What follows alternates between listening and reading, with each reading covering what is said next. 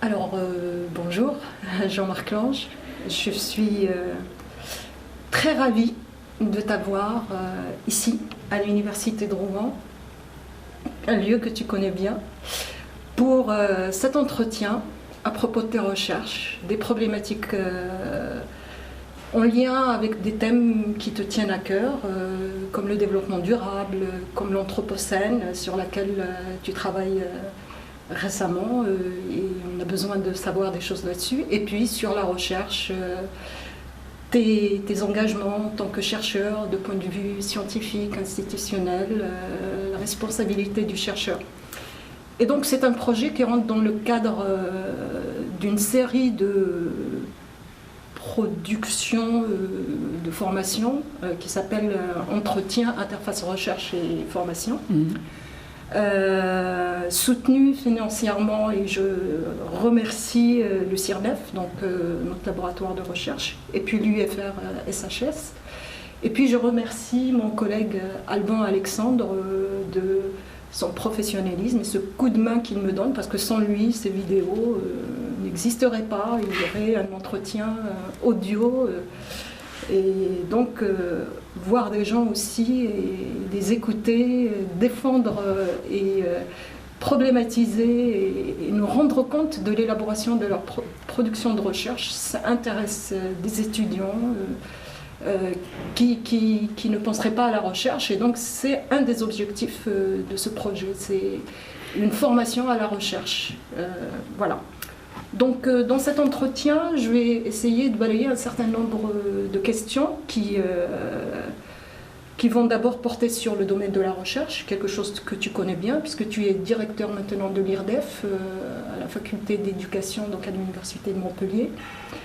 Ensuite, je te poserai des questions sur le développement durable, l'éducation au développement durable, ta spécialité, puisque ton HDR a porté là-dessus, et tu as contribué par une formalisation et une conception curriculaire de cette éducation nouvelle en France depuis 2000, donc tu nous diras. Et puis on finira par un thème d'actualité qui est l'anthropocène, avec les cris d'alarme actuellement sur la perte de biodiversité. Donc on entend des choses et on aimerait bien avoir une clarification avec toi, si tu le permets. Alors, je vais te poser ma première question concernant la recherche. Quel est, à ton avis, est-ce que si tu as à donner 2 à 3 défis qui façonnent aujourd'hui notre société contemporaine, du fait sur le plan économique, scientifique, politique, quels sont ces défis et quel programme de recherche tu préconises en didactique pour accompagner ces défis, ou en éducation et en formation en général? Merci d'abord pour cette belle invitation. Les 2 défis qui me semblent majeurs aujourd'hui, j'en vois 2 plutôt que 3. C'est la question de l'énergie et la question de l'alimentation, production alimentaire. La question de l'énergie, parce que il me semble que c'est vraiment le défi profond, l'inconnu qu'on a du mal à prendre en charge, en compte, et qui conditionne pourtant la question du développement et la question de sa durabilité.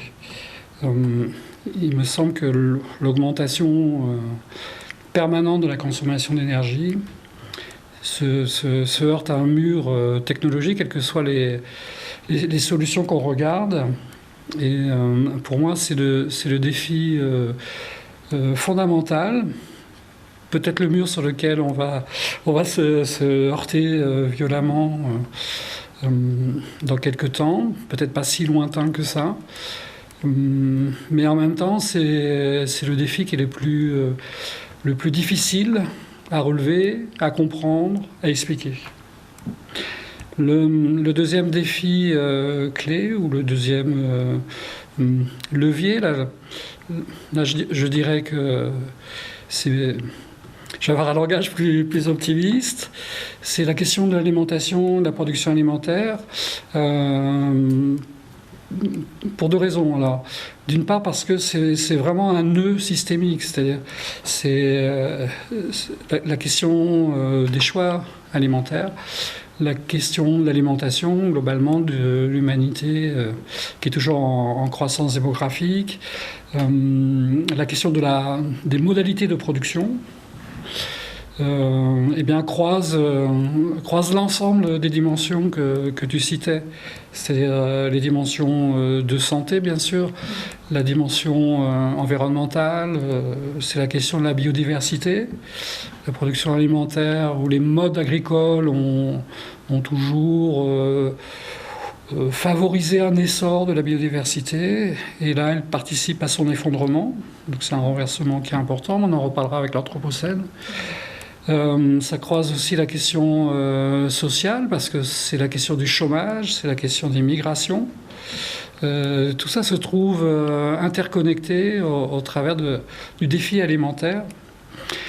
Mais contrairement à la question énergétique, pour laquelle on n'a pas ou peu ou pas encore vraiment de solution de court terme, la question alimentaire et la production alimentaire, on a finalement, en gros, pas complètement, mais toutes les données scientifiques pour sa prise en charge, si on s'y met sérieusement.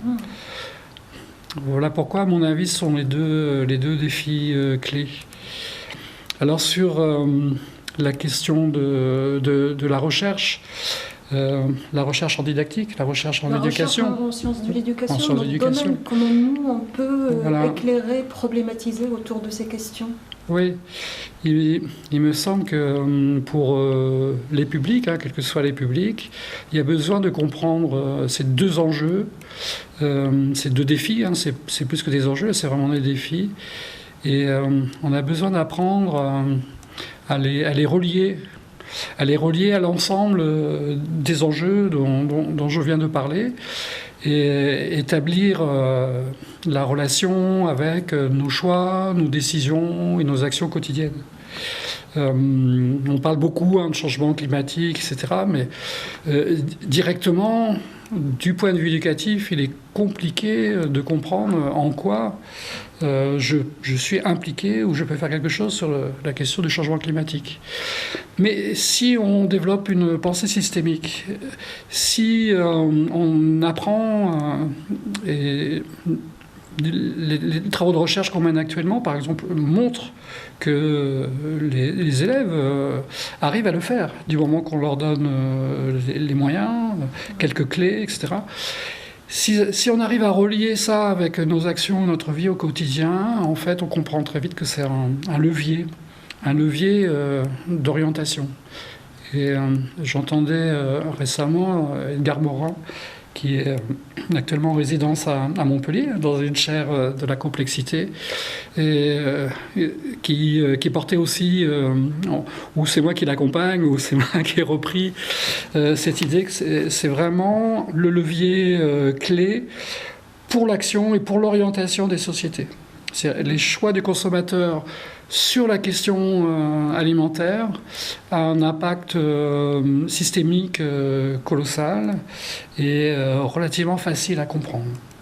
Tu parles beaucoup de systémique, de posture systémique. Est-ce que tu peux nous expliquer un petit peu ce que ça veut dire? Oui, la posture systémique, ou c'est même une compétence en fait, si on l'exprime en termes de capacité, c'est la capacité à relier les choses entre elles dans les différentes dimensions qu'une question comporte.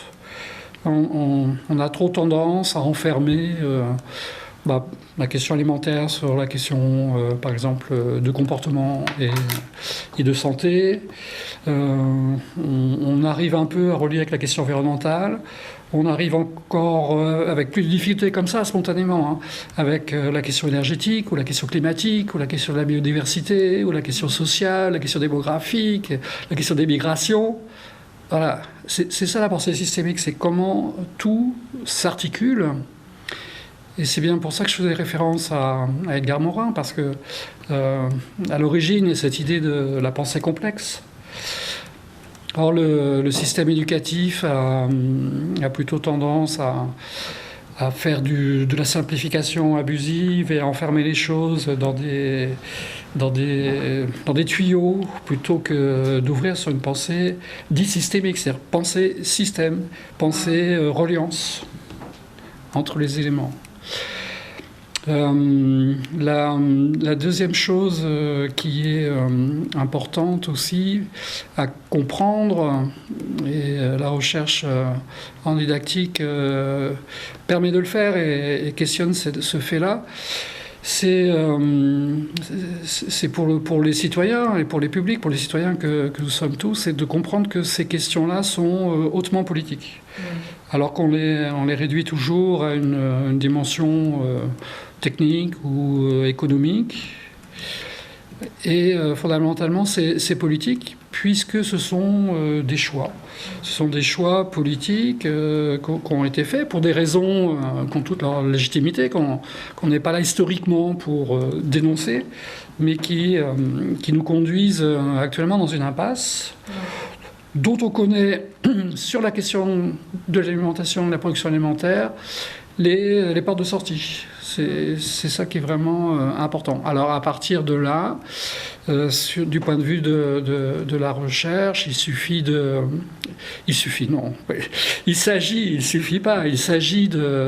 mettre à jour les freins, les leviers, les paramètres qui font qu'on va se comporter de telle ou telle manière. Et donc là, tout est affaire de disposition, c'est-à-dire le rapport au monde qu'on se construit inconsciemment en vivant les choses. Tout est affaire de représentation sur les choses. Par exemple, il y a un certain nombre de clichés. Voilà, est-ce que l'agroécologie peut produire et nourrir l'humanité? Alors, on entend souvent que non. Est-ce que les énergies renouvelables peuvent nous fournir une énergie suffisante? La réponse qu'on entend dans les médias est souvent non, etc. Donc il y a besoin de démonter, de déconstruire les représentations socialement partagées sur ces questions-là. Et puis les reproblématiser. C'est la question de la reproblématisation. De façon aussi à prendre en compte la dimension politique, c'est-à-dire pas politicienne, hein, mais du politique, le politique, pas la politique, c'est-à-dire les leviers sur lesquels les citoyens peuvent jouer ou jouent passivement sans s'en rendre compte sur l'orientation des sociétés. Et à ton avis, pourquoi en t'écoutant, je me dis, on doit être optimiste, puisque la recherche, elle s'empare déjà de ces enjeux. Il y a déjà des cadres théoriques, tu parles de la complexité. Et je me dis, mais pourquoi ça a du mal à pénétrer le monde, par exemple, de l'éducation, l'école, la pratique enseignante, les contenus scolaires, qu'est-ce que j'en sais? Pourquoi la recherche, on ne voit pas les retombées dans le monde éducatif? Où sont les freins, à ton avis? Disons, ça dépend de ce que tu appelles le monde éducatif. Ça dépend des mondes éducatifs. Il y a le monde scolaire, le monde non scolaire, français ou international. Alors, prenons scolaire et français. Les choses sont différentes. Scolaire et français. Eh bien, je crois que le frein principal pour le monde scolaire français, c'est cette centration excessive sur les seules approches rationnelles, les savoirs académiques, plus ou moins bien didactisés et scolarisés dans des disciplines. Or, là, nous parlons d'engagement, nous parlons de représentation, nous parlons d'attitude, nous parlons de représentation, d'engagement, etc. Donc, là-dedans, il y a de l'affect, il y a de l'éthique, il y a des valeurs, et ça ne peut pas se réduire à la seule question des savoirs conçus d'une manière cumulative et sur lesquels les élèves en général, dans le monde scolaire, sont amenés à restituer pour acquérir des diplômes, en fait. Comme le bac, là, on est dans la période du bac. Mais c'est pas comme ça que ça se joue, en fait. On pourra peut-être y revenir. Hein. Ça ne veut pas dire qu'il n'y a pas des savoirs à maîtriser, bien au contraire. Mais ça ne peut pas se résumer à ça. Et l'école française, avec, disons, un héritage mal compris, ça c'est vraiment mon opinion, mal compris des Lumières, fait qu'il y a une centration unique et excessive sur cette rationalité. Or, tout ce dont on parle, que ce soit l'alimentation, l'énergie, la consommation, etc.,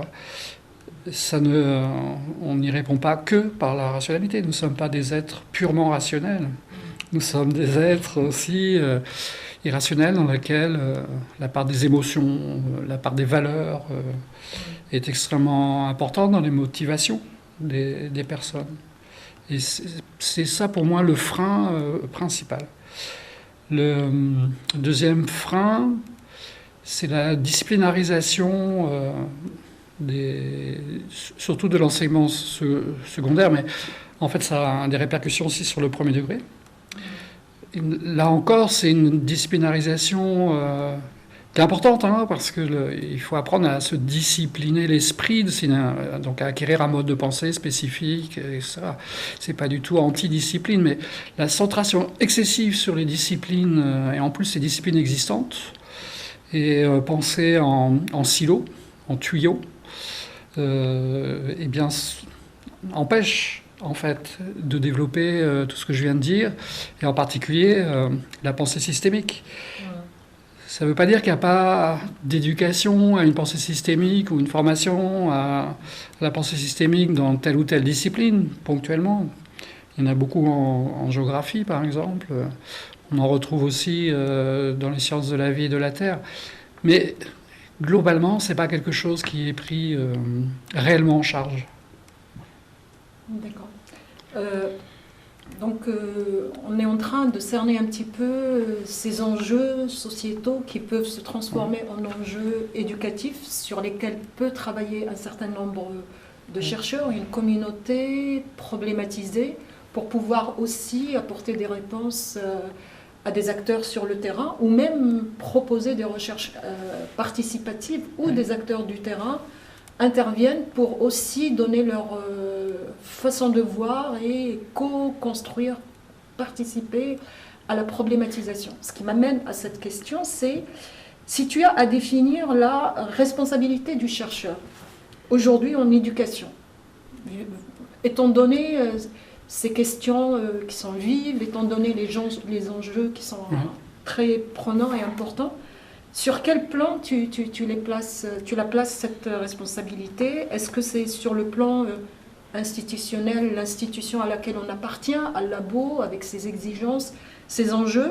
Est-ce que c'est sur le plan de la science, c'est-à-dire la production d'une connaissance qui va être validée et qui est donc de l'ordre de choix d'objets, des problématisations, ou est-ce que c'est une responsabilité plus militante, citoyenne, ou est-ce que ça peut être l'ensemble? Ça sera un peu l'ensemble, mais je dirais avant tout que c'est d'abord un problème d'éthique, de déontologie, mais aussi plus profondément d'éthique. Lorsque on fait des entretiens aujourd'hui avec des jeunes dans le cadre des recherches que l'on conduit, eh bien, dans leur discours, on a une grande prise de conscience des défis, on va dire environnementaux, écologiques, etc. Donc les défis d'aujourd'hui. Les jeunes les connaissent à leur manière, mais les connaissent. Ils sont extrêmement inquiets, c'est ce qu'ils disent, Pour certains d'entre eux, ça va bien plus loin que l'inquiétude, c'est de l'anxiété, c'est anxiogène, ce qui explique d'ailleurs beaucoup de tensions aujourd'hui dans la société. Et je pense qu'il n'y a pas que les jeunes, mais enfin, en tout cas les jeunes l'expriment. Et je pense que ça c'est assez nouveau. Ils nous disent aussi qu'ils en veulent aux adultes. Qui sont informés, en tout cas, des défis depuis quand même maintenant un certain nombre d'années, c'est le moins qu'on puisse dire, et qui ne font pas grand-chose ou ne prennent pas sérieusement en compte ces questions-là. Et pour paraphraser ce que dit notre collègue Marie-Louise Martinez, c'est le syndrome Harry Potter qui est en train de se mettre en place. C'est-à-dire les générations adultes qui parlent, qui ne font pas grand-chose, enfin qui ne prennent pas les décisions qui seraient à prendre. Et donc on voit la jeunesse qui se mobilise, qui manifeste, qui fait des grèves dans les établissements. Et ça, pas simplement en France, mais dans beaucoup de pays, dans le monde. Donc il y a toute cette prise de conscience-là. Et donc, moi je dirais que la responsabilité du chercheur, elle est en fait celle de tout adulte. C'est une responsabilité sociale et sociétale. La jeunesse nous interpelle, et comme on est dans le monde, on est acteur dans le monde de l'éducation, comme chercheur, comme formateur ou comme éducateur, ça fait partie de notre responsabilité, non seulement d'y répondre, mais on devrait, et beaucoup de chercheurs le font, devancent les réponses et prennent en charge ces inquiétudes et ces angoisses. C'est vraiment, ça c'est le premier axe de ma réponse. Et toutes les professions, on parle beaucoup de responsabilité sociétale dans le monde de l'entreprise, etc. Mais au nom de quoi le monde de l'éducation serait en dehors de cette responsabilité sociétale? Moi j'ai beaucoup parlé de responsabilité sociétale de l'éducation en tant que monde et en tant que institution, l'institution scolaire devrait assumer cette responsabilité. Le deuxième axe majeur, je dirais quand même, parce que je disais tout à l'heure, c'est un peu tout. Tu me posais la question, c'est un peu tout. Mais on a besoin quand même, on a besoin d'apprendre à penser ces défis. Donc on a besoin de clarifier les concepts. On a besoin si je prends par exemple la question de la biodiversité, mais qu'est-ce que c'est réellement ? Est-ce que c'est l'image médiatique de l'ours blanc sur la banquise, ou est-ce que c'est autre chose, la biodiversité ? Et en même temps, est-ce que c'est une réponse qui est purement biologique, de science de la nature ? Les choses sont plus complexes, encore une fois, au sens strict du terme. Il y a plusieurs dimensions à prendre en compte là-dedans, parce que le défi, c'est d'apprendre à gérer ou à piloter, comme disent certains scientifiques. Là, je parle à Blandin, je pense à Blandin. Apprendre à piloter la biodiversité, ça a des implications scientifiques, ça a des implications économiques, sociales, etc. Et en même temps, on ne sait pas vraiment faire, par exemple. On ne sait pas compenser les pertes de biodiversité, on ne sait pas mesurer, on ne sait pas si ça marche vraiment, les compensations, etc., sur le plan scientifique.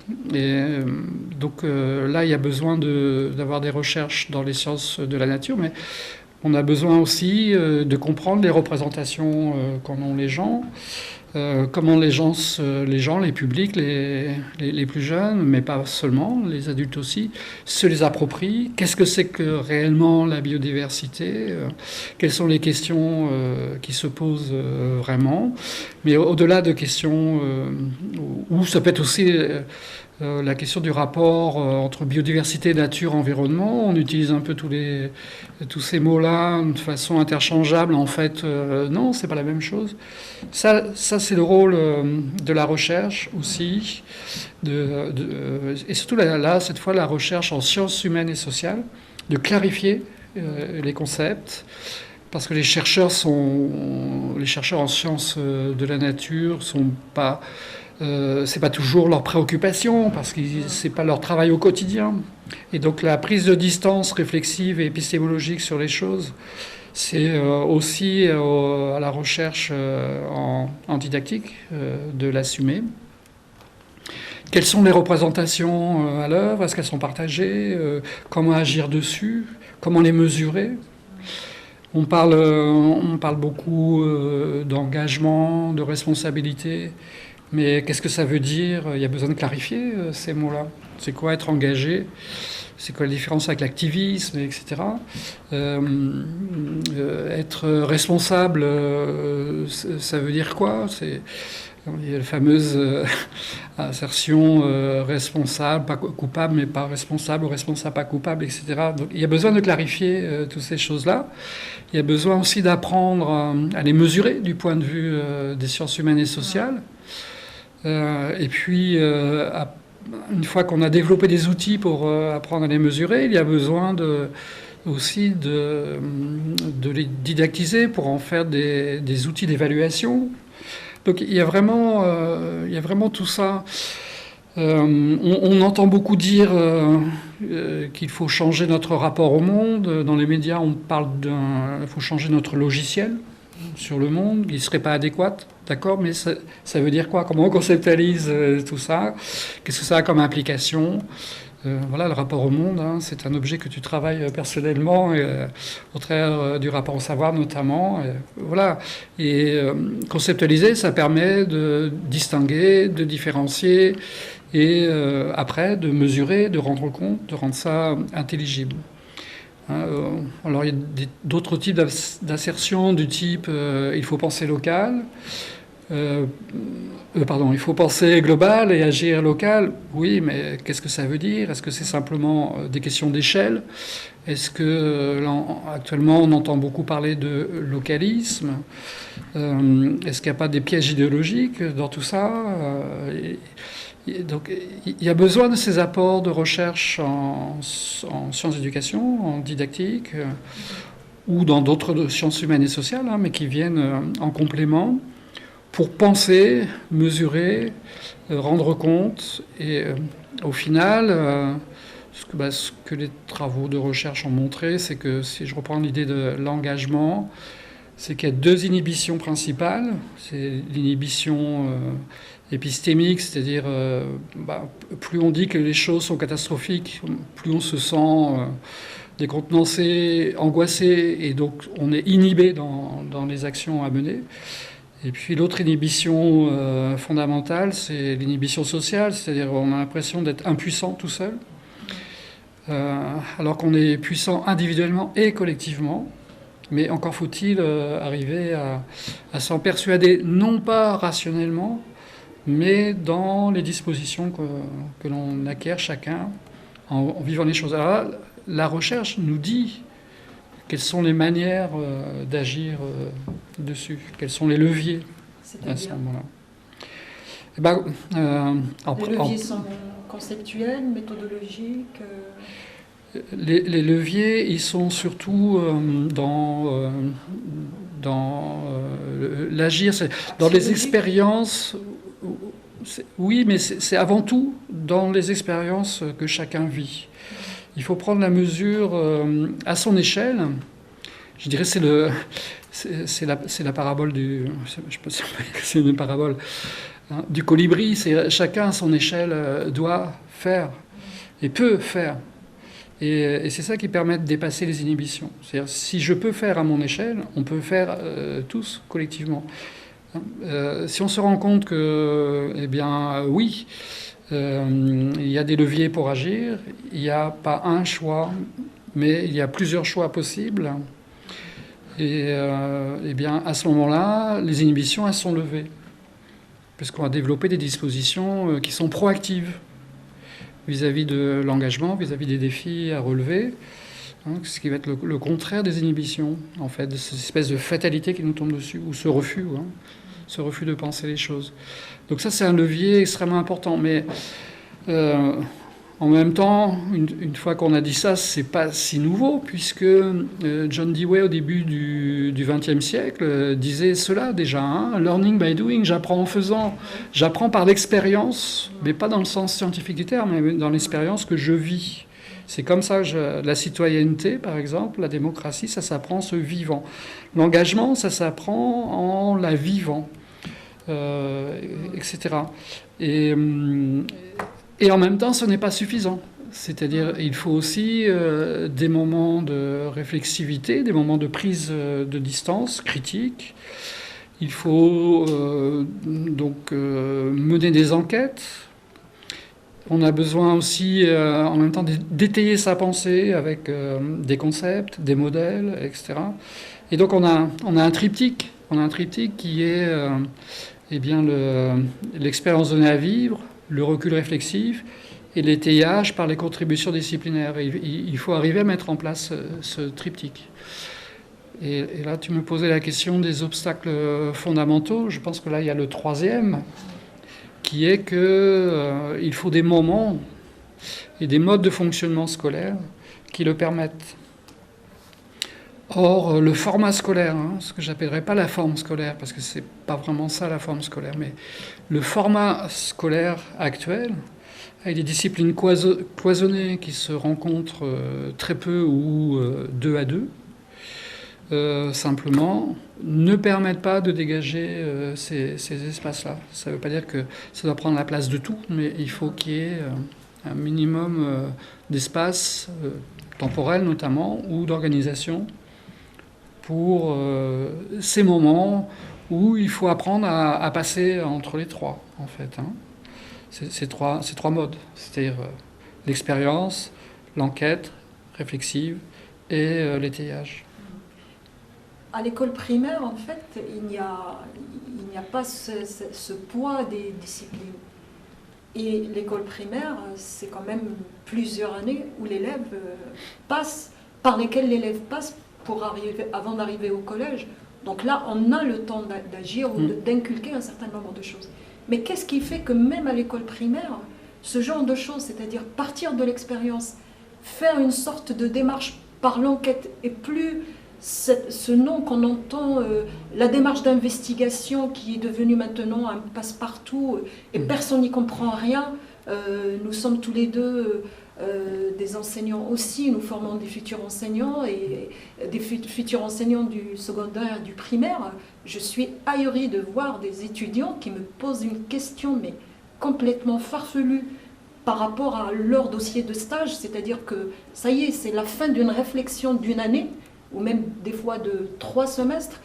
Madame, il y a 5 ou 4 étapes dans la démarche d'investigation.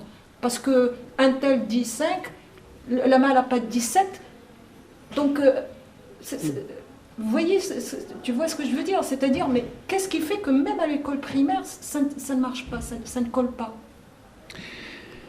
Eh bien, fondamentalement, on va retrouver les mêmes problèmes épistémologiques que tout à l'heure, mais fondamentalement, il y a un double poids, je dirais. Il y a le poids de la secondarisation du primaire, et donc qui est dû, je pense, principalement aux dispositifs de formation qui ont été mis en place. C'est-à-dire l'entrée massive des enseignants du second degré dans la formation des enseignants du premier degré, qui a fait qu'il y a eu progressivement comme ça une secondarisation de la formation du primaire. Tu peux expliquer, parce que c'est un concept, la secondarisation. Secondarisation, c'est-à-dire le cloisonnement disciplinaire qui est dans la tête des gens et qui n'est pas dans les textes. Moi, je suis toujours frappé de ça en formation, c'est que les étudiants réifient les choses, les chosifient en permanence, mais c'est une tendance de tout le monde de réifier. Tout le monde doit se méfier de ça. Mais alors, ils pensent effectivement, tu parles de démarche d'investigation, alors combien d'étapes, comme si c'est le contraire d'une démarche. Et donc on retrouve des choses rifiées, cloisonnées, rigides, alors qu'une démarche, ça doit être libre, spontané, un peu fluctuant. C'est un cheminement. On retrouve les disciplines scolaires du second degré, alors que dans les textes, je leur dis toujours, mais montrez-moi dans les textes où est le mot discipline. Il y a domaine éventuellement, mais il n'y a pas des disciplines. On dit que ça doit conduire aux disciplines, ça ne veut pas dire mettre les disciplines dès le cycle 2. La plupart du temps, c'est dès le cycle 2. Voilà. Donc, en fait, l'obstacle, il est dans la tête. Il est dans la tête des gens, dans leur représentation, sur lesquelles on devrait travailler en formation. Donc ça, c'est sur les acteurs. Et puis, il y a le poids politico-médiatique sur l'école aussi, qui doit jouer un rôle extrêmement important, puisqu'on entend tout le temps dire que les compétences fondamentales ont été perdues. Je ne sais pas quelle étude le montre, puisque les études montrent qu'il y a une érosion, il est vrai, sur les compétences fondamentales, mais qui ne sont pas de l'ordre de ce qui est dit et qui ne sont surtout pas dues aux causes qui sont affirmées. Ça, les travaux les montrent, les enquêtes internationales le montrent, etc. Et donc, en même temps, ces compétences fondamentales, il suffit de regarder les textes de l'UNESCO qui rappellent qu'il y a les compétences fondamentales, bien sûr, mais il y a aussi les compétences spécifiques. Et donc on va découvrir progressivement les compétences spécifiques liées à des domaines disciplinaires. Et puis il y a les compétences dites soft ou transversales, ou selon les appellations. L'UNESCO parle de transférables, ce qui pose un peu des problèmes conceptuels, parce qu'on ne peut pas transférer des compétences. On les acquiert, on les a ou pas. On les développe. On ne les apprend pas. Donc on ne peut pas transférer non plus. Mais voilà, il faudrait là aussi complexifier un peu notre pensée sur qu'est-ce qui se joue, en particulier à l'école primaire, et trouver un équilibre. Il y a une thèse récemment qui a été soutenue sous la direction de Joël Bizot sur la maternelle, et qui rappelait un peu dans cette thèse toute l'histoire de la maternelle. Et j'étais dans le jury et j'étais très frappé du fait que, bien, il y a eu un temps où on parlait, il y a eu plein de temps, mais il y a eu un temps où on parlait du tiers-temps pédagogique, par exemple. Et qui, finalement, ça reprend cette idée-là. C'est-à-dire qu'il faut un équilibre entre 3 types de compétences, si on parle en langage d'aujourd'hui. Et pourquoi il n'y en aurait qu'une seule ? Pourquoi on se rabattrait, on se renfermerait sur des compétences d'alphabétisation qui sont extrêmement éloignées des enjeux d'aujourd'hui ? Et je répète, ça ne veut pas dire qu'il faut remplacer des compétences les soft et supprimer les hard, comme disent les anglo-américains, mais c'est l'équilibre entre les 3 qui est à trouver. Or, on rabat tout sous la pression médiatico-politique sur les seules compétences fondamentales, c'est-à-dire le lire, l'écrire, le calculer, avec en plus des méthodes qui ne tiennent pas compte des 40 ans de recherche sur ces questions. Tu as cité le tiers-temps pédagogique. Je pense notamment à un mouvement de rénovation de l'enseignement, même du collège, dans les années 60, avec l'introduction du travail personnel. J'avais soulevé ça dans ma thèse.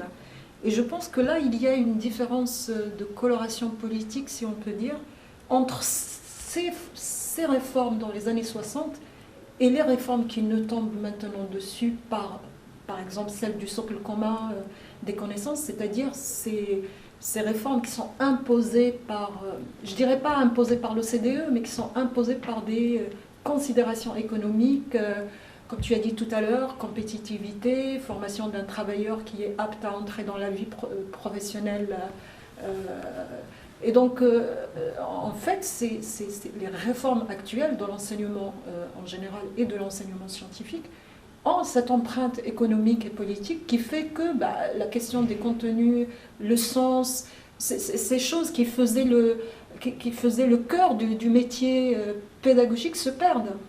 Est-ce que tu es d'accord avec mon analyse ? Disons que c'est ambivalent. C'est ambivalent. Il y a les deux facettes dans ce que tu dis. Effectivement, il y a dans les préconisations, les injonctions internationales, une orientation fortement socio-économique qui correspond disons, au climat idéologique et aux doctrines majoritaires actuelles. Et donc ça se retrouve dans les préconisations très fortement. Si je prends l'exemple de l'éducation de développement durable, si tu me le permets. C'est une bonne transition puisque ça va être... C'était le deuxième thème, donc vas-y, commence par dire ce que tu en penses, voilà. Et puis j'enchaînerai avec les questions prévues. Pour illustrer justement la question que tu soulèves, là aussi il y a eu plusieurs temps dans l'éducation de développement durable. Alors après, si on prend le développement durable par lui-même, c'était quand même... Dans les années 80, c'était quand même une remise en cause, en tout cas un questionnement très fort, une idée mobilisatrice sur la non-durabilité de notre développement, comme disait Madame Brundtland. Elle définissait ça comme ça, en fait, au lieu de la définition que l'on apprend partout en cinquième, qui est d'ailleurs une définition tronquée. Il manque une partie de la définition, il manque la question de la pauvreté et des inégalités qui étaient fortement présentes.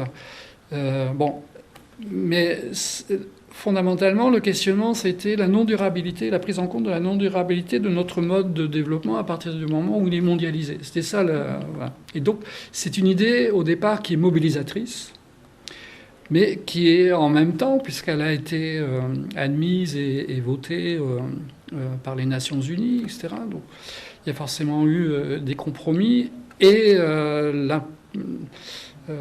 comment dire, l'orientation idéologique doctrinale majoritaire est celle qui est majoritaire, c'est-à-dire néolibérale, socio-économiciste, ou plutôt techno-économiciste. Donc les solutions sont techniques et le but c'est l'économie, la croissance.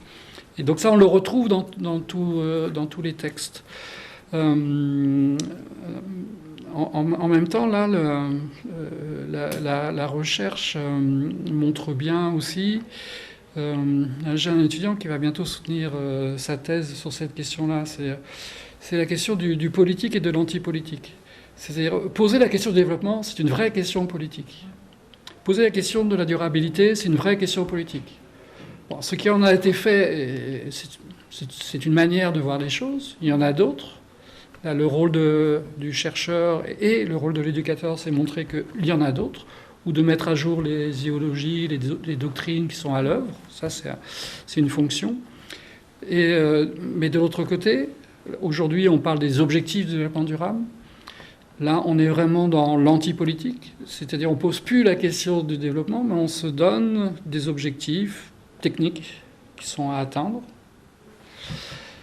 Alors là, on voit cette dérive antipolitique, c'est-à-dire qui est de mettre sous la table tout ce qui est politique dans les choix qui sont faits et qui ne sont pas affichés en tant que tels.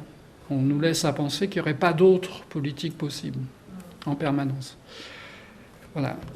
Alors, cette ambivalence-là, c'est une ambivalence ou une ambiguïté. Parfois, voilà, c'est tout le cachet qu'il y a besoin de mettre à jour.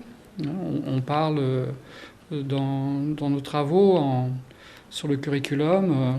Quand je dis nous, c'est un nous de communauté, de chercheurs, de curriculum caché. Il y a du cachet dans tout ça. Il y a du cachet dans les discours des médiatiques, il y a du cachet dans les discours des décideurs politiques. On a besoin d'apprendre à décrypter, à mettre à jour le cachet chez les acteurs. Ça, c'est une chose. Mais si tu poses la question en termes d'éducation, au développement durable. Qu'est-ce qu'on a vu ça apparaît dans les années 2000, en fait, les premières idées sur l'éducation de développement durable. Il y a eu en 2008 un rapport interministériel, je parle pour la partie française, un rapport interministériel extrêmement important, qui était le rapport Bréjon, du nom de Jacques Bréjon, qui était le président de la commission qui a produit ce rapport. Si on le relit aujourd'hui, mais il nous semble tellement novateur, et ce que l'on entend dire, ce que l'on voit est tellement en régression par rapport à 2008. Or, on est 10 ans après. Et, par contre, si on regarde, si on revient sur la question, sur le plan international, puisque ta question était internationale, la feuille de route éducation 2030 que vient de produire l'an passé l'UNESCO à partir des objectifs de développement durable des Nations Unies, là il y a une potentialité en tout cas qui est très forte, parce que, pourquoi je dis ça, il faudrait le démontrer, ça c'est le travail de thèse dont je parlais tout à l'heure, mais qui est en train de le faire, ou qui l'a fait. On voit quand même que le sujet apprenant qui est dans cette feuille de route, c'est un sujet qui est global, qui ne s'enferme pas dans la seule rationalité. Donc, il y a la question des émotions, la question des valeurs, la question des attitudes qui sont prises en charge. Ça ne veut pas dire que c'est parfait, mais il y a un potentiel éducatif là qui est sérieux. Et donc, la question qui se pose pour le monde de l'éducation, c'est mais à quel moment on prend tout ça en charge sérieusement ? Et en gros, c'était déjà dans le rapport Bréjon, mais il y a plus de 10 ans. Or, quand on voit la réalité aujourd'hui, c'est que l'éducation de développement durable dans le monde scolaire, c'est très faiblement représenté. Ça ne veut pas dire que c'est absent, mais c'est très faiblement représenté, du point de vue quantitatif et du point de vue qualitatif. Mais dans le même temps, il y a des très belles initiatives, il y a des très belles expériences qui sont menées sur le terrain, par des acteurs de terrain, mais ça reste extrêmement minoritaire, puisque on va dire que l'injonction institutionnelle est faible sur ces questions-là, actuellement. D'accord. Tu as anticipé en fait la question... C'est tant mieux, ça montre que ça progresse. En fait, moi, la question que j'allais te poser sur l'éducation au développement durable, c'est si tu as à faire un bilan actuellement, en 2018-2019, quel serait ce bilan, positif ou négatif ? Tu as commencé par donner la réponse. Et du coup, quelle explication tu apportes ? Quelles sont les contraintes ? Est-ce qu'elles sont du côté des prescriptions, du jeu des acteurs ? Politique, économique, scientifique, citoyen. Et quelle est notre responsabilité, puisque je reviens au thème qui nous habite, c'est-à-dire nous en tant que chercheurs, est-ce qu'on n'a pas fait assez, est-ce qu'on n'a pas diffusé assez, est-ce qu'on n'a pas saisi les bonnes questions ? Qu'est-ce que tu peux répondre à ça ? Le bilan, je dirais qu'il est médiocre. Il est médiocre. Pourquoi ? Si on regarde la dynamique institutionnelle qui a été par exemple celle des établissements en démarche de développement durable, si on regarde sur le plan quantitatif, il y a peut-être 10% des établissements qui sont en démarche. L'ambition, c'est de passer à 20, de doubler. Alors on peut annoncer ça de façon triomphale en disant on va doubler, mais c'est 20%. Alors on peut se dire c'est bien. Moi, je dis, quand on regarde ça, ça veut dire 80% qui ne font pas dans les objectifs. Et actuellement, 90% qui n'y sont pas en démarche de développement durable. Mais est-ce que ça veut dire qu'ils ne font rien ? Ça veut pas dire qu'ils ne font rien. C'est peut-être que que officiellement ils ne sont pas dans cette entreprise de labellisation, mais peut-être qu'ils font, les enseignants, les élèves, les chefs d'établissement. Tout à fait, mais pour faire, il faut être dans une vue, ce que je disais tout à l'heure, c'est-à-dire sur ce jeu qu'il y a entre les trois pôles, c'est-à-dire le triptyque, l'expérience, l'enquête et puis l'étayage. Il faut arriver à mettre en place ça. Et pour arriver à mettre en place ça, il faut une pédagogie de projet, en tout cas, il faut être sur une dynamique de projet, il faut que ce soit encadré. Et donc, pour ça, il faut les espaces. Et l'autre point, la responsabilité institutionnelle, c'est qu'il n'y a pas de véritable curriculum de l'éducation au développement durable, en fait. Alors la responsabilité du chercheur là-dedans, je crois que les chercheurs ont fait, en grande partie, en tout cas, ont commencé à donner des repères sur ce que pourrait être un curriculum de l'éducation au développement durable. Les repères, ils existent. Il y a des pays qui mettent en œuvre les préconisations des chercheurs. Dans les pays actuellement qui sont un peu à la pointe sur ces questions-là, on peut parler...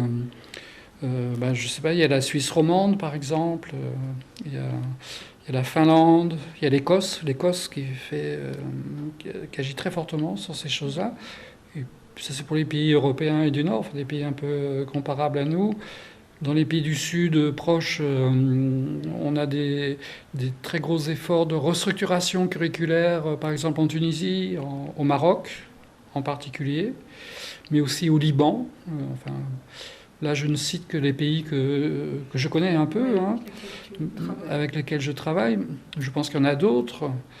Et donc cet effort d'élaboration curriculaire, en tout cas les repères ont été donnés, ce que j'appelle les balises curriculaires, ont été donnés par le travail de recherche, mais on ne le voit pas pris en charge réellement par l'institution sous la forme d'un curriculum qui serait,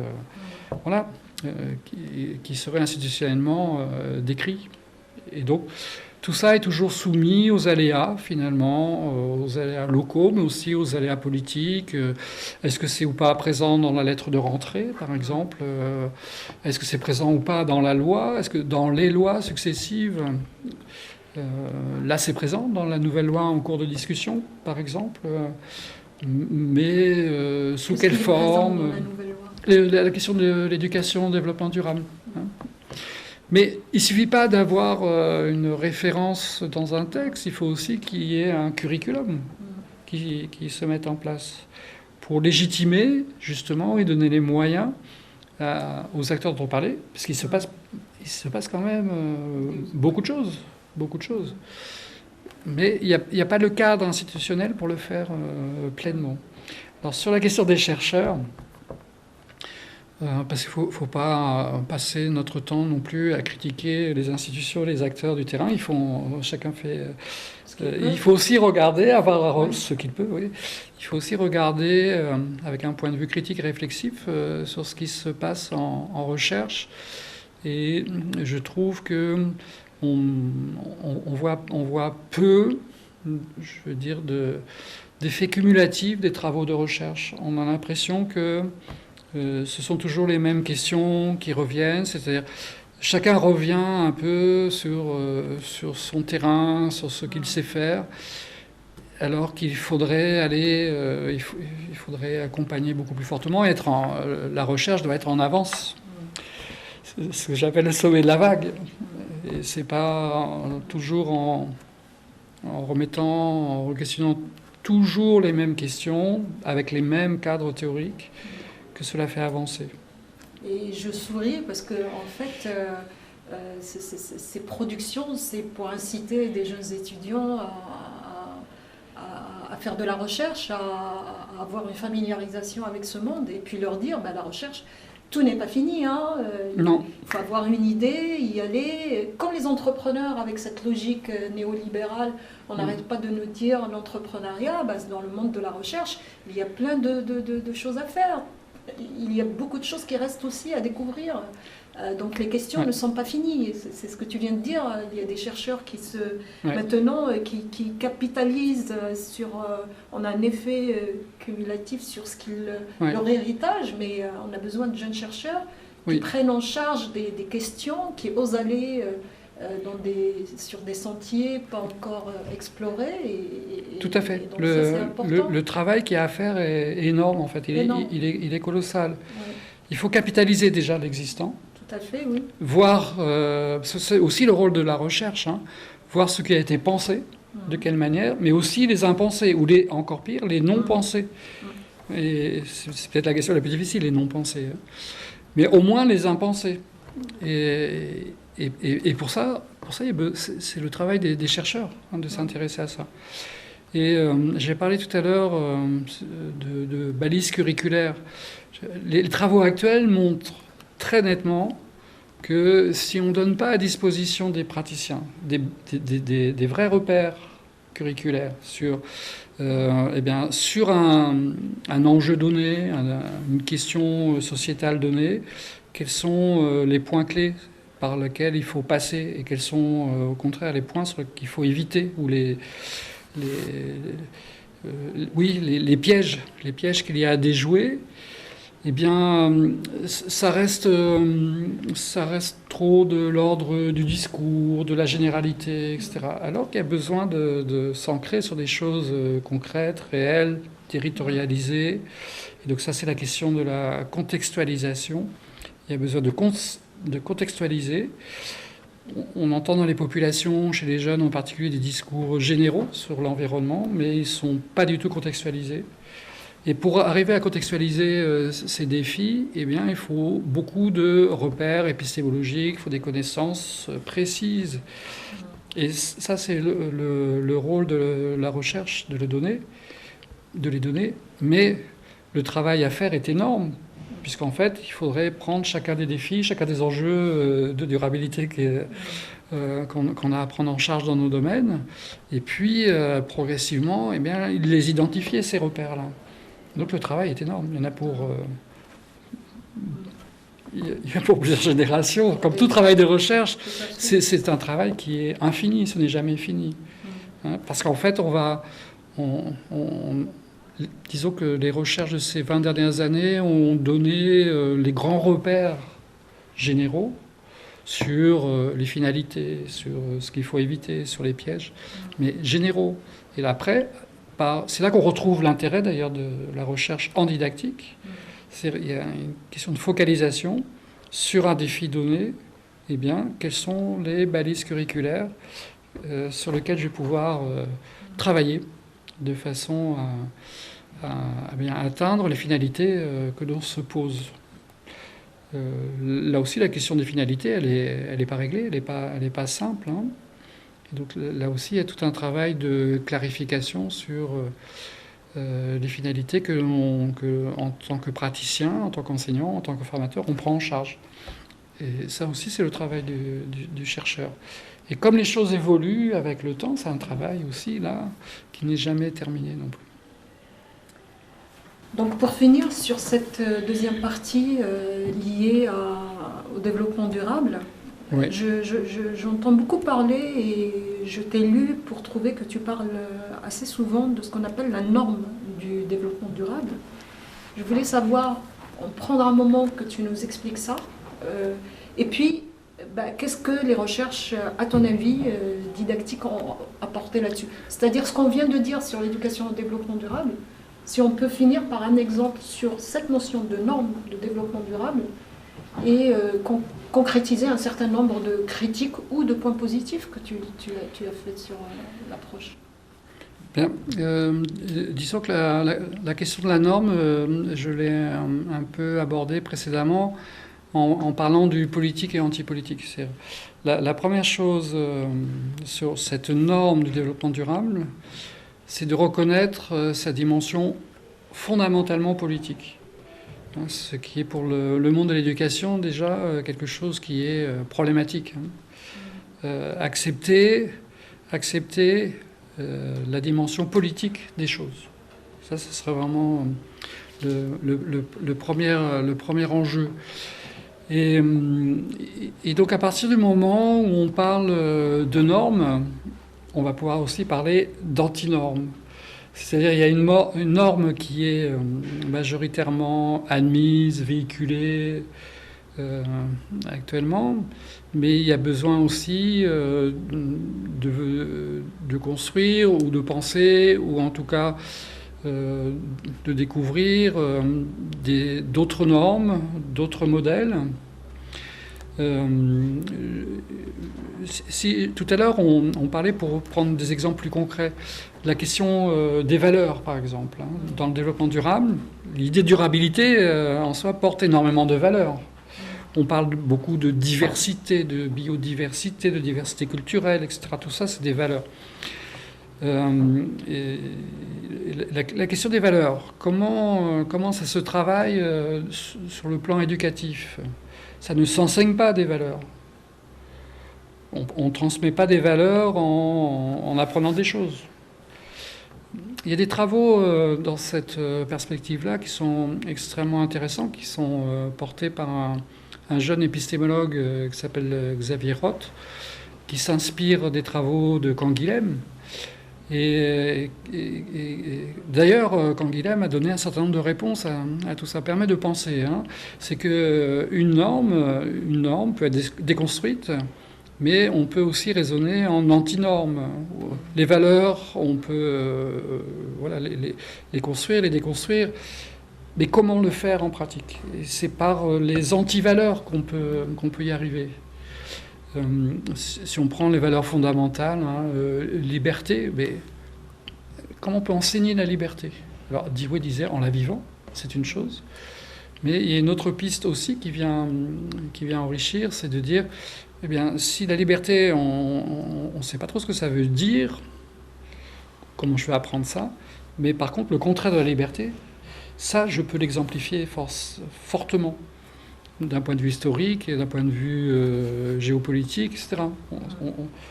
Et on peut prendre conscience des valeurs implicites ou explicites que l'on porte ou que les projets portent par les antivaleurs. Un monde solidaire, on ne sait pas trop ce que c'est, mais un monde qui n'est pas solidaire, on sait ce que c'est. La durabilité, on ne sait pas la définir, mais la non-durabilité, on la voit. C'est-à-dire même au travers d'un paysage, par exemple. On peut très bien voir qu'est-ce qui n'est pas durable dans ce paysage-là. Les choix de développement qui ont été faits, il est très facile de voir s'ils sont pas durables. Il est très difficile de savoir si c'est durable. Le durable, je dirais, l'histoire le dira, avec un grand H. Mais donc en vision prospective, c'est très compliqué. Mais l'antinorme, oui. L'antidurabilité, oui. Ça, c'est facile. Relativement facile à délimiter. Oui, je comprends. C'est-à-dire que la durabilité, la valeur serait une référence qu'on essaierait d'approcher. Et ce qu'on observe qui est son contraire, par exemple, les exemples de la vie quotidienne nous montrent qu'on s'écarte. Ça serait donc cet écart-là sur lequel on va sensibiliser l'observation et le jeu de conceptualisation pour accéder à la référence qui n'est pas accessible. À la prise de conscience. À la prise de conscience. À la prise de conscience. Ouais. Et c'est un travail intellectuel passionnant. C'est une sorte de philosophie, c'est une sorte d'objectivation qui n'est pas donnée au commun des mortels. Donc il faut former à ça. C'est pour ça que ce jeune collègue-là, il travaille à partir de Georges Canguilhem. Ouais. Parce qu'en fait, si je reprends pour exemplifier un peu les travaux de Canguilhem de façon très très rapide, normale ou pathologique? Voilà. Et c'est cette dualité-là ou cette tension-là qui a permis de reposer la question de la normalité, de la question de la santé, etc. Et qui a ouvert des perspectives extraordinaires, ou l'idée de milieu qu'a porté Canguilhem aussi. Bon. Cette stratégie didactique, on peut l'appliquer au développement durable. Et c'est ça qui est extrêmement intéressant, mais encore faut-il le travailler, hein, parce qu'il ne suffit pas de le déclarer, il faut le travailler du point de vue didactique cette fois-ci. Comment je fais en pratique? Quels sont les leviers? Quels sont les obstacles? Et puis que les enseignants s'en saisissent. Alors après ça, c'est la question de la formation. Et donc finalement de la diffusion des travaux de recherche par la formation. Oui. Que les enseignants s'en saisissent, sinon ça restera un résultat de recherche. Il faut qu'après ça imprègne, ça enrichisse les pratiques pédagogiques des enseignants. Et que ça puisse amener à cette transformation des pratiques et à ce que les élèves vivent autre chose que l'ordinaire. Tout à fait. Et donc ce que tu me poses là me fait penser à, en fait, qu'il y a besoin de deux types de recherche. Il y a besoin de recherche fondamentale, par exemple celle que mène ce jeune chercheur sur la question de l'antinorme et des antivaleurs. Mais après, il y a aussi besoin de faire des recherches beaucoup plus... moi, je parle de recherche collaborative. Hein, tu as parlé de ça tout à l'heure. Donc, il y a besoin de voir aussi, c'est ce qu'on appelle le curriculum possible, c'est-à-dire confronter une réalité pratique de terrain et voir qu'est-ce qui fait obstacle ou pas, et quels sont les nœuds qui sont à résoudre. Et c'est ça qui nous permet de mettre à jour les balises curriculaires dont je parlais. Hein, les balises curriculaires, c'est pas des pensées théoriques de chercheurs dans leur coin, dans sa tour d'ivoire, comme on dit souvent. Il faut la confronter à une réalité. Et c'est bien pour ça qu'on parle de curriculum possible, parce qu'il faut qu'il soit... C'est une diversité de possibles dans ce sens-là, mais aussi pour que ça soit possible dans un contexte donné. Et donc il y a besoin de ces deux types de recherche. Et ça, je voudrais le souligner parce que c'est important, parce que peut-être qu'il y a des tendances actuellement dans les orientations à centrer uniquement sur des recherches, on va dire des recherches actions, des recherches appliquées. Et il faut les deux. Il faut des recherches... Il faut des recherches plus théoriques ou plus fondamentales, y compris en sciences humaines et sociales, et y compris dans nos domaines, et des recherches plus terrain. Et là, je profite de l'occasion pour citer quelqu'un auprès duquel on s'est formé, Jean-Pierre Astolfi, qui a fait un article dans la revue Aster où il a catégorisé les différents types de recherches en sciences de l'éducation, et donc il y a de recherche herméneutique ou des recherches de sens ou des recherches où justement la finalité, ça serait donc c'est construire du sens autour d'un concept, d'une idée, d'un paradigme. Et puis il y a des recherches pas applicationnistes dans le sens où on s'éloigne de la théorie, mais plutôt des recherches dont la visée est praxéologique. Voilà, je descends sur le terrain, je vais sur le terrain et j'apporte je vise une transformation de cette réalité par les impacts, par les retombées de la recherche. C'est pour ça que je posais tout à l'heure la question, que tu as repris sur le mot capitalisation, qui est vraiment importante, parce qu'on a parfois l'impression que les choses n'avancent pas parce qu'elles ne sont pas capitalisées, y compris au niveau de la recherche. Eh bien, je te remercie. Donc, on attaque la dernière partie et je pense qu'elle te plaît celle-là parce que tu travailles là-dessus actuellement. Et puis, moi, j'aimerais bien savoir, puisque je commence aussi. Je me suis intéressée à la question des ressources. Au vivant, je suis biologiste d'origine. Et actuellement, on entend beaucoup parler de l'anthropocène. Donc, moi, j'ai essayé de relever un petit peu des termes qui me parlent parce que je suis biologiste. Défaunation, anéantissement biologique. Anthropocène bien sûr, et puis les typing points qui sont donc ces fameux modèles de seuil limite et qui nous viennent donc de modèles économiques. Donc pourquoi, puisque à un moment donné les choses ont commencé quand même par le Club de Rome, c'est-à-dire que ces signaux d'alarme ont jailli dans les années 60, un peu plus tôt, qu'est-ce que j'en sais, mais pourquoi actuellement il y a cette ferveur et ce cri d'alarme qui s'impose à nous? Qu'est-ce qui se passe actuellement? Qu'est-ce qui fait qu'actuellement on est audible à la question de l'anthropocène? On devient audible. Voilà, alors, je commencerai par dire que tu as en partie raison, mais que ce questionnement, en tout cas, il remonte à beaucoup plus loin. Dès le 18e, Buffon parlait déjà des problèmes de ressources, de changement climatique au travers de la forêt, etc. Et je pense en particulier aussi à Vernadsky au XXe siècle, tout début du XXe siècle. Quand on lit le livre qui s'appelle Biosphère de Vernadsky, c'est impressionnant. C'est un scientifique, hein, c'est un écologue. De façon directe ou indirecte, toutes les questions que l'on se pose aujourd'hui sont déjà dedans. C'est vraiment. Et donc c'est pas nouveau. Les questions ne sont pas nouvelles.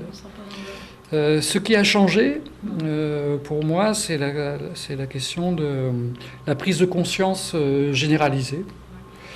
Alors.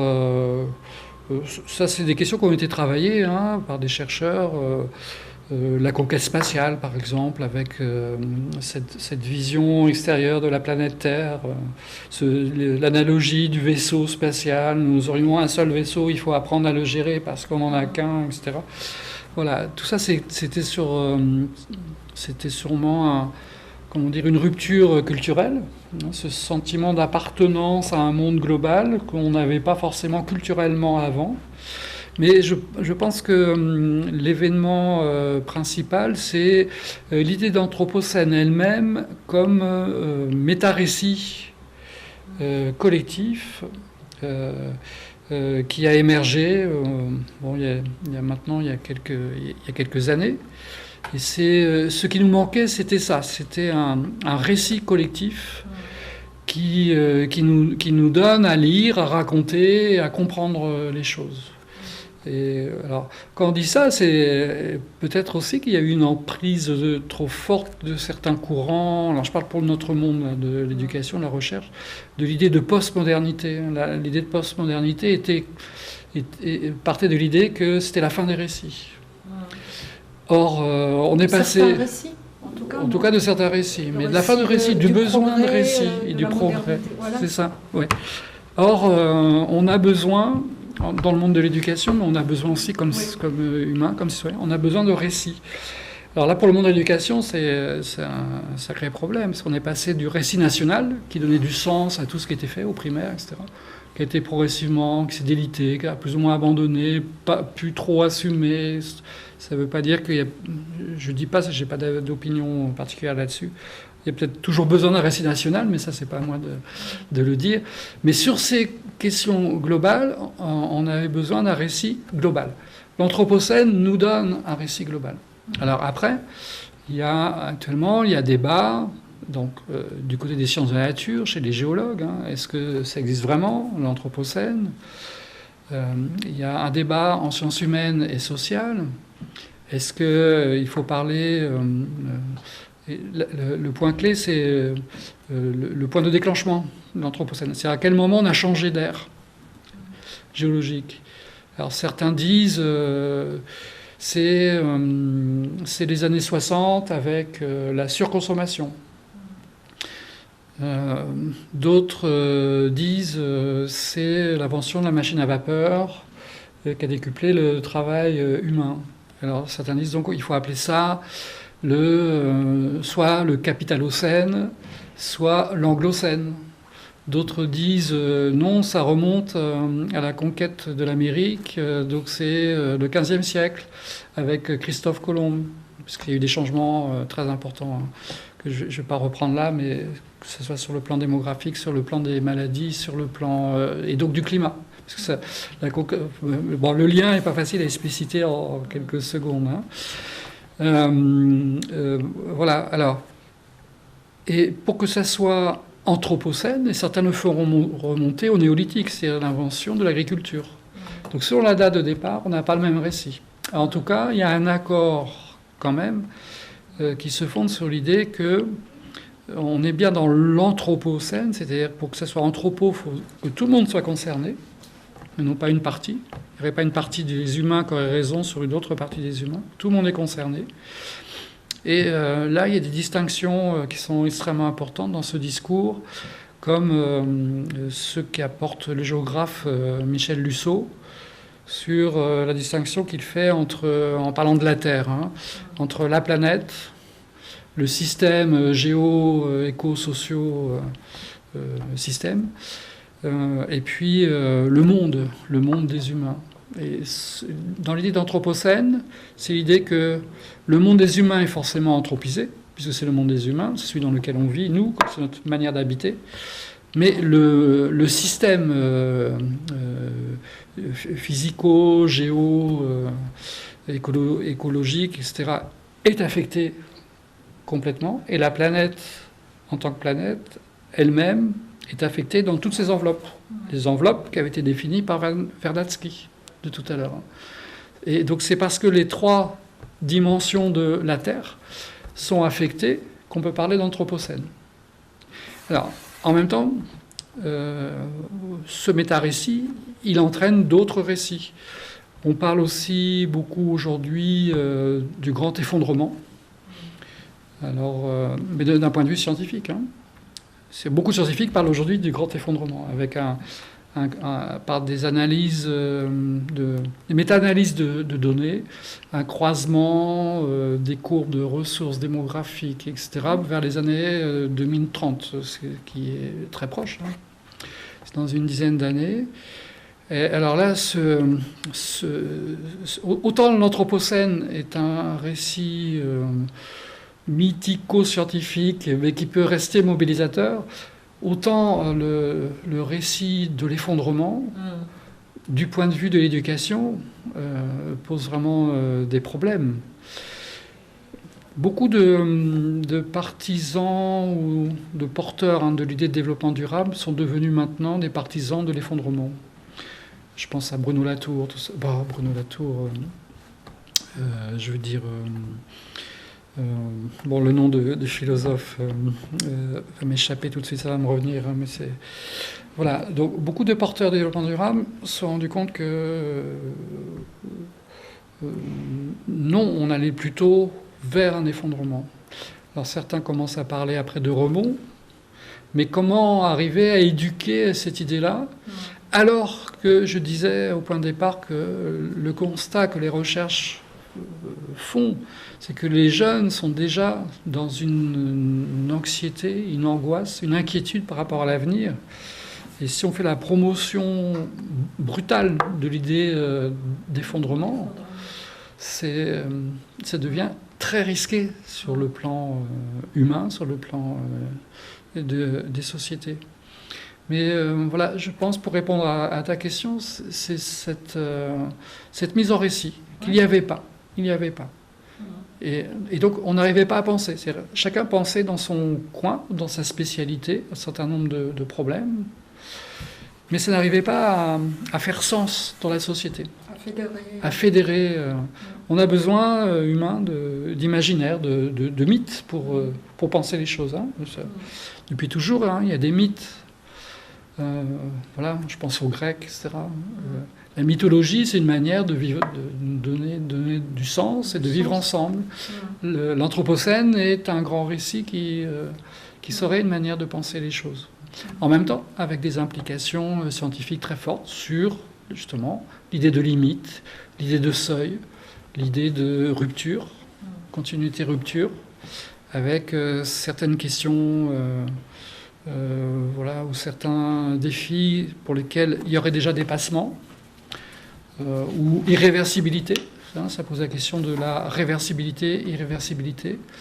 Et tout ça c'est la pensée scientifique système qui est à l'œuvre, avec une approche complexe. Le climat, est-ce que c'est réversible ou non réversible? La biodiversité, l'effondrement de la biodiversité, c'est réversible ou c'est non réversible? Alors, on sait que c'est réversible localement, mais est-ce que c'est encore réversible globalement?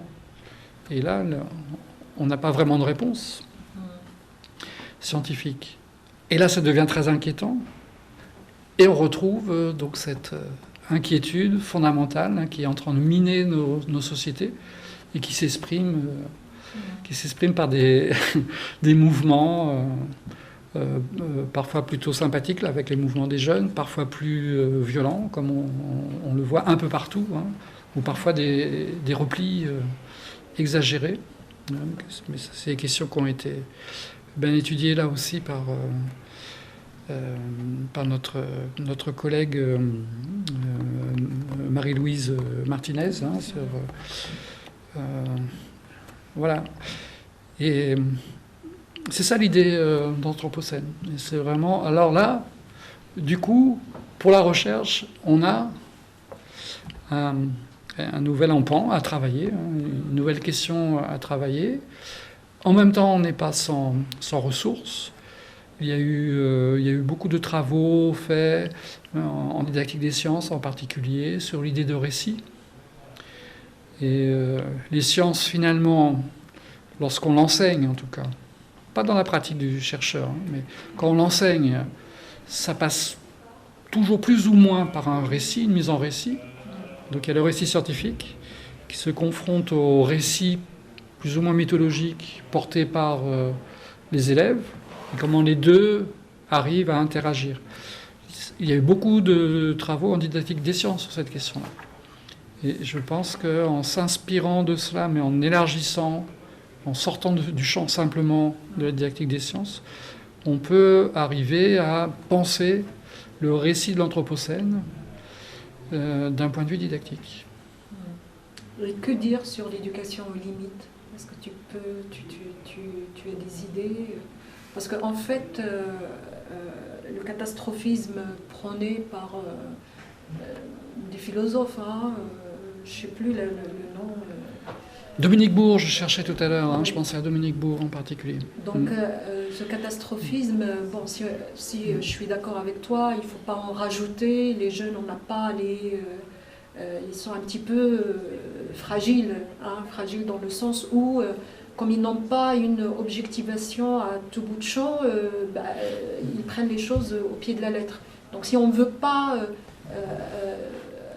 donner un discours alarmiste ou qui va les faire un petit peu peur et les mettre dans une situation anxiogène, il y a quand même une réalité, c'est la finitude des ressources. Il y a un problème scientifique derrière. Et comment on peut penser une éducation aux limites, à la finitude, puisque jusqu'à présent, on est dans quelque chose de... c'est continu, c'est interminable. Comment on peut introduire ces ruptures en classe? Parce que c'est juste, est-ce que tu as une idée? Parce que tu n'es pas obligé d'avoir des réponses toutes faites. Hein. Non, mais en tout cas, on a des pistes. Hein. Pas des réponses, mais on a des pistes. Il y a la question des temporalités, par exemple, hein, qui est une question extrêmement importante et qui a été déjà pensée. Alors, en général, je pense aux réflexions de Jacques Tess, hein, sur cette question-là. C'est penser le temps. Penser le temps, c'est déjà un élément, du point de vue éducatif, je vais y revenir, hein, mais déjà penser le temps. Alors, faire science, c'est toujours distinguer. Jacques Tess nous dit, attention, le temps, c'est pas une entité, c'est pas l'entité, il y a le temps des physiciens, etc. Ça, c'est une forme de temps. Mais il y a le temps de la nature, il y a le temps politique et il y a le temps social. Les trois temporalités sont différentes. L'Anthropocène nous dit que le temps de la nature s'accélère, alors que les sociétés humaines se sont développées symboliquement dans un temps qui avait l'air, une nature qui était permanente, stable, etc. Là, il y a accélération, rupture dans les temporalités de la nature. On la voit actuellement s'effondrer. On la voit s'effondrer, réellement. Toutes les publications, tous les rapports internationaux sont de plus en plus alarmants sur cette question-là. Bon. Donc il y a ce temps de la nature. Le temps politique est court. Et le temps de la société, c'est le temps des prises de conscience, est relativement long. Et la question de temporalité a été très bien étudiée par des collègues autour de Christine Vergniol, par exemple, hein, qui a bien montré qu'il faut penser ces temps différents. Il faut en même temps apprendre, nous, chacun, humain, à se situer dans le temps. Et il faut arriver à penser le temps, d'une certaine manière, aussi dans une certaine continuité. Or, on n'arrive à penser le temps spontanément que dans le temps de notre vie d'humain. Naissance, vie, mort. Alors ça, on arrive. Hein, ça caractérise la pensée de l'humain. Mais penser le passé, le présent et le futur comme étant une certaine forme de continuité, même s'il y a des ruptures. Et le fait que le présent est le résultat des décisions des gens du passé. Et donc penser qu'aujourd'hui, on est en train de décider de notre avenir. Et chez les enfants, chez les publics en général, hein, mais chez les enfants, c'est très compliqué à penser ça. Mais là, les travaux de recherche donnent des pistes très intéressantes. C'est-à-dire, elles parlent de... comment elle appelle ça, du présent antérieur, enfin je crois qu'elle conceptualise, comme je dis ça de mémoire, donc elle conceptualise ça de cette façon-là, c'est-à-dire en regardant au travers des paysages, elle travaille sur l'entrée par le paysage, en regardant les paysages d'aujourd'hui et en comparant avec les paysages d'avant, qu'est-ce qui a fait qu'on est arrivé là ? C'est quelles décisions ont été prises ?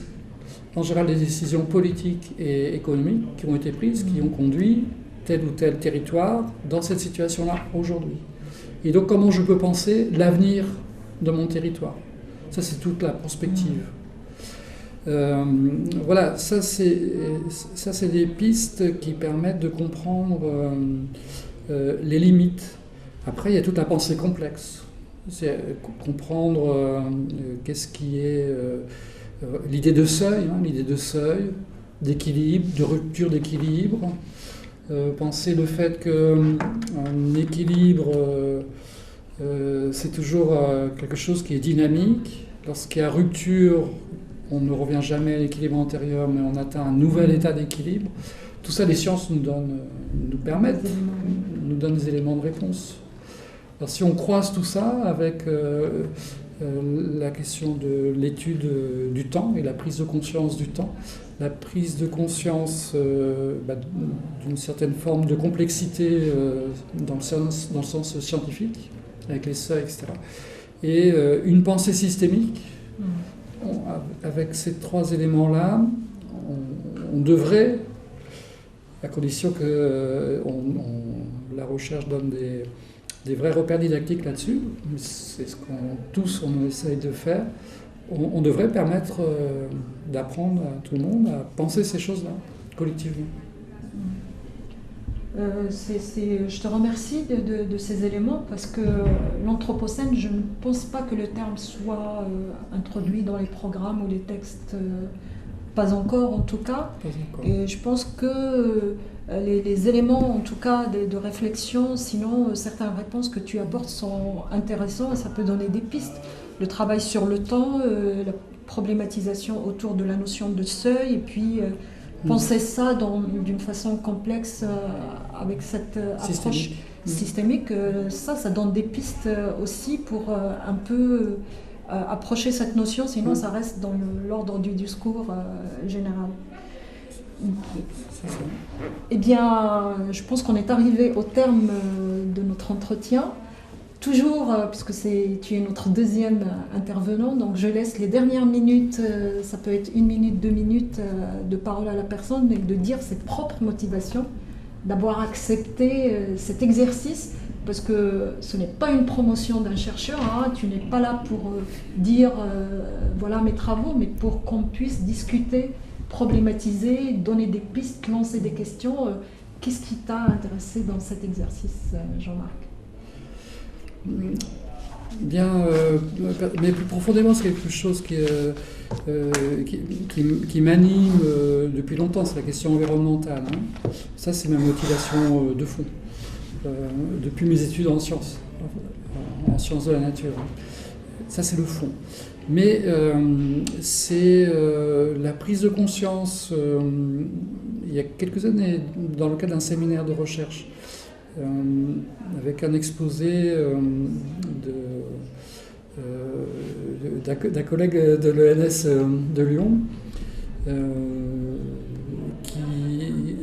qui nous avait montré que, voilà, par une méta-analyse, que les données se croisaient autour de 2030. Il se passait quelque chose autour de 2030. À ça, j'ajoute Negrochou, il s'appelle. J'ajoute l'idée que bien, tous les travaux de recherche que l'on mène, je ne pensais pas que les jeunes, dans le cadre de la recherche, éducation interculturelle à l'environnement, développement durable auquel tu participes, je ne pensais pas que les jeunes avaient autant conscience des enjeux environnementaux d'aujourd'hui, et ils l'ont au travers des réseaux sociaux, non pas à travers de l'école et de la formation. L'anxiété, l'inquiétude que l'on entend chez eux, la remise en cause des générations d'avant au travers de leur discours, tout ça fait que je pense qu'on a besoin d'assumer notre responsabilité sociétale, et si je sais des choses, je dois le partager. Et donc là, vis-à-vis des étudiants, si on peut arriver à secouer un peu cette inertie actuelle dans la formation des enseignants, si je peux participer à ça, eh bien j'aurais fait ma tâche du colibri. Et puis voilà, il faudrait dire aux gens, aux enseignants, osez enfin assumer les enjeux d'aujourd'hui et les éducations qui vont avec. Donc la motivation, c'est ça. Donc dès que j'ai l'occasion de pouvoir exposer dans des formes, dans des formats qui ne sont pas ceux des articles scientifiques, etc., que tout le monde ne lit pas forcément, mais si ça peut donner envie de lire, si ça incite à lire et à réfléchir, en tout cas, c'est ça ma motivation de base. Ben merci de cet échange. Si j'ai moi aussi une expérience à relater, je l'ai vécue en ta présence. On était à l'UFM, à l'époque l'UFM ou l'ESPE de Paris. Je ne sais pas si tu te rappelles, il y a eu une présentation de Jamil Aziz, c'est ça? Oui, Abdelaziz. Voilà, sur l'énergie. Oui. Il a fait de belles modélisations. Oui. Et moi, je suis biologiste. J'étais professeur.